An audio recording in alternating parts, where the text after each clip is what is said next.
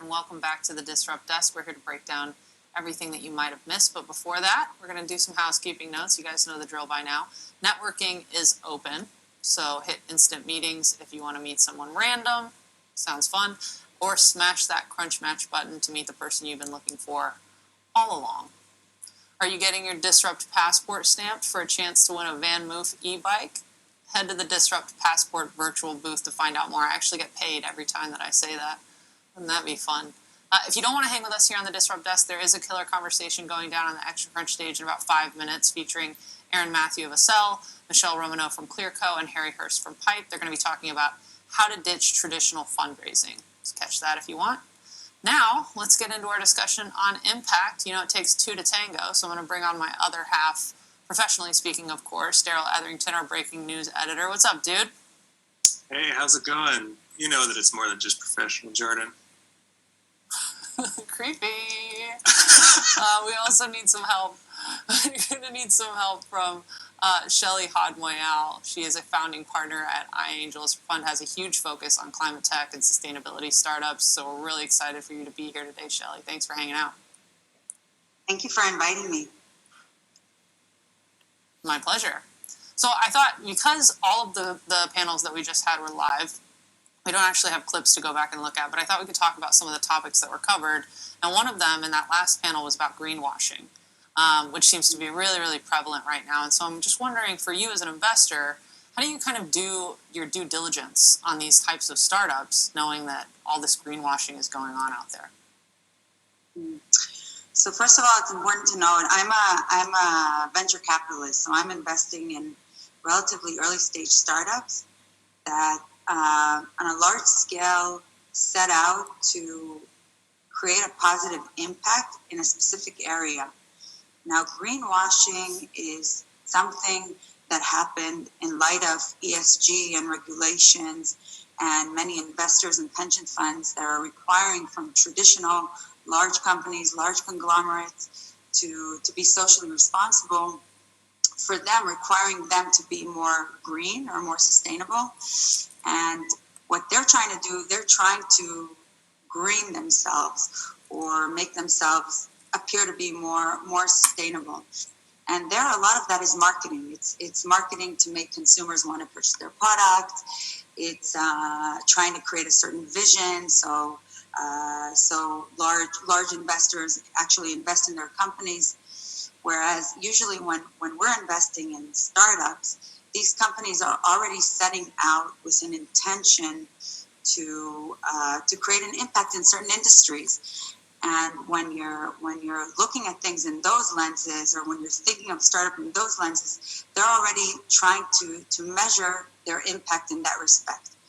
And when you're thinking about greenwashing is the notion of marketing or of saying something that you're not really doing.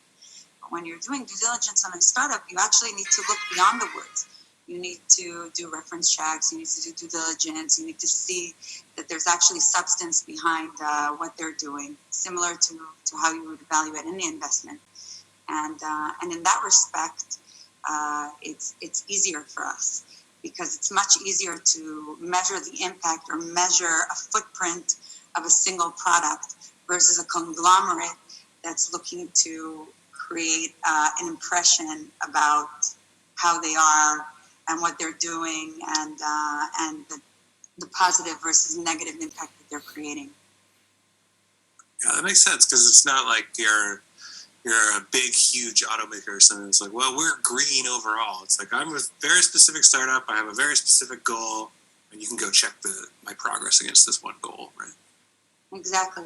There was also an example, I don't know who made it, but they looked at Danone, which, they create yogurts and foods and everything, and they had $4 billion of profit, but the products are so sugary that the cost, the impact cost on the world was negative because of all that sugar.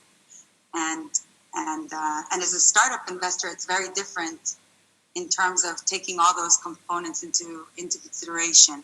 When you're looking at ESG and sustainable investing, that's a $40 trillion market. When you're looking at impact and on startups, that's a $1 trillion market.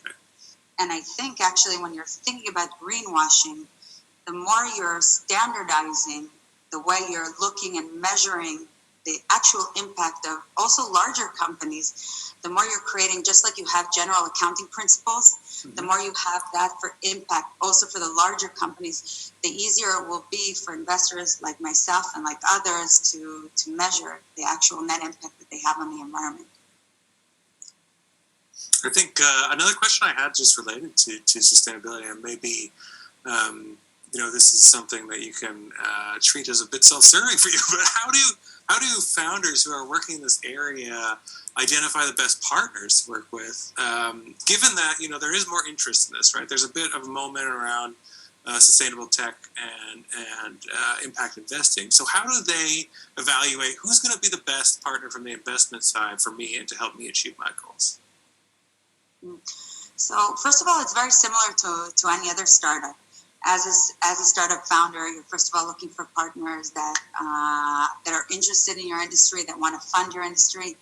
And if you can find also partners that have knowledge and are able to create added value connections for you, then the more the merrier.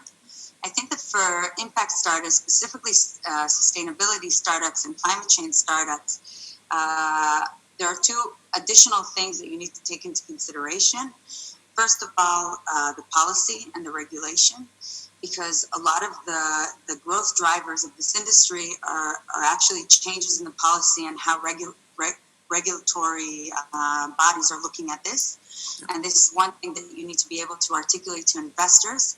And the other thing is impact. So there are today about 140 impact investors or impact funds. They're not just looking at kind of the risk reward or what's the economic opportunity here, but they also want to see that you're actually measuring the impact and you're thoughtful about it and you're thinking about it. So if you're a startup that's in the sustainability space, then many of the investors that are interested in exactly what you're doing will want to see that you're actually measuring, you're actually using data, you're actually using technology to show how you're making a positive impact.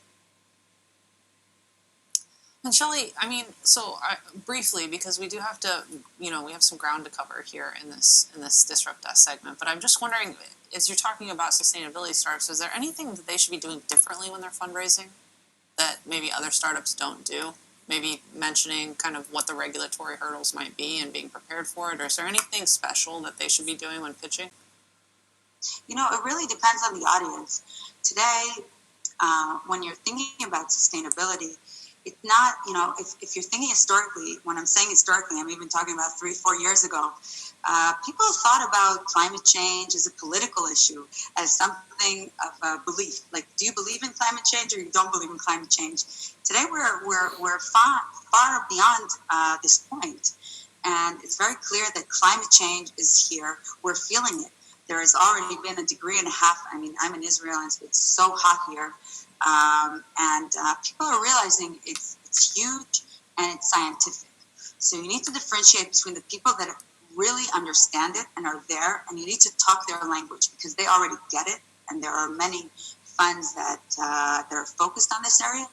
And more traditional investors that you actually need to educate them. Now, some of them might have an emotional connection. They might have a relative that died of cancer, or they might have, someone that experienced some sort of radiation because, they lived in a certain area. But those investors, they need to educate more and they need to explain more why this is a huge opportunity. But really, that's the only difference, because the problems related to sustainability, these are mega trends. The fact that we need to increase longevity, the fact that we need to feed 10 billion people, the fact that we need to advance third countries. So I think I think as entrepreneurs, you need to be very audience focused, and you need to think about what are the messages that you want to get through. Awesome. That's great. That's great advice, Shelley. So I'm thinking, with the time that we have left, it might be cool if we took a look at some of the awesome Startup Alley companies that are hanging out in the expo hall. And we actually have a couple clips from a couple companies that they sent through for us. So with that, I'm going to push us over to a clip of Nosh Technologies. Hi, my name is Somdip Dey, and I'm the CEO of Nosh Technologies, where we are utilizing cutting-edge technologies such as artificial intelligence, blockchain, to develop mobile solutions to fight food waste at home. Every year, we end up wasting more than 1.3 billion tons of food, a lot of which is due to poor management. Whereas more than 800 million people do not have enough food to live a healthy lifestyle. So, at Nosh Technologies, we are developing the Nosh app that helps you to optimize your food consumption by managing food more effectively, getting smart recipes, getting analytics on your consumption, the ability to buy food at an affordable price, and many more. All these help you to live a healthier lifestyle, save money, and reduce food waste. So, join the food saving revolution by visiting nosh.tech. Really cool. I mean, that's one of those things where they're taking a lot of the heavy lifting out for the user. Shelly, what do you think about a startup like this? Is this something you might invest in? So first of all, I want to separate. First of all, I think the vision is very worthy. I mean, there's a lot of waste out there, and there are a lot of people that want to that need to eat. I think that for this specific product, they need to think about how they turn their solution into something that's just nice to have. I mean, understanding what are your expiry dates, or what are the different things that you can do with your mayonnaise before you throw it away, to something that actually makes a difference. Now, there are different ways to think about it. Potentially, how do you take some of that waste and give it to people that, although you're not going to eat it, it's still something that's edible? How do you give it to people that need to eat it? Or how do you create this more into a data play? Because there are many companies today that are kind of scanning receipts and selling that data to hedge fund and money managers. But I think that even from a pure logistic perspective or a money management perspective, I think that that specifically it would be helpful for them to think, how do they make this product sticky, something that I want to constantly use, rather than look at my refrigerator and see what's the expiry date of my milk. Excellent feedback. I know that you guys focus a lot on climate tech and sustainability, but you also, as an impact fund, look at health tech. We actually have a health tech company that's in the Startup Alley that wanted to tell you a little bit about themselves. So I'm going to throw to a clip for Layla Wellness. Life is beautiful.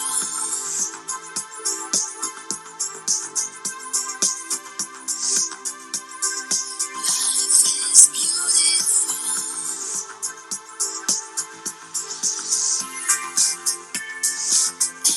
Every single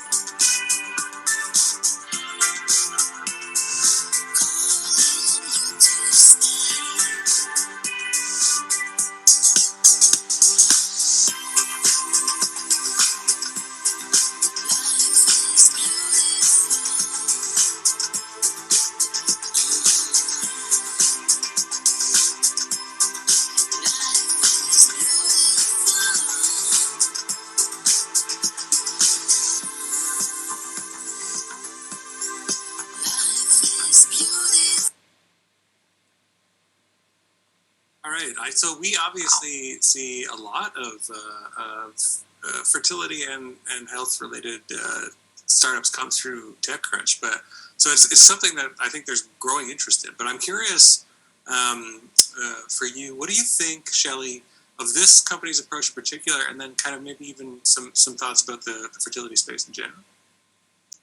So first of all, again, I think this is a very worthy space. There are a lot of women that are spending a lot of time trying to get pregnant. As a venture capital investor, I'm always looking for businesses that are sticky, that have the potential to be a repeat business.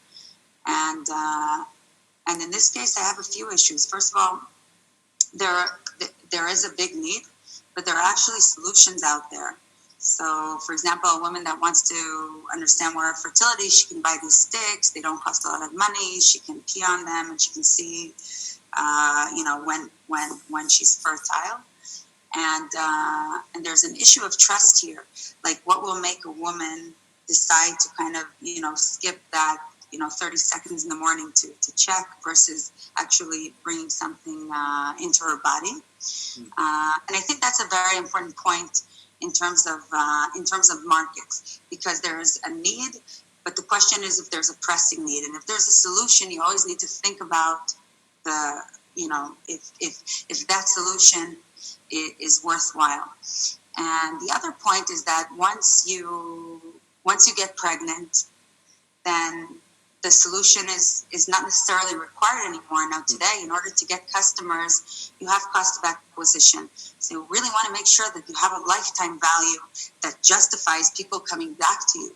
And in this case, if it's just a matter of fertility, then how do you get people to come back to you?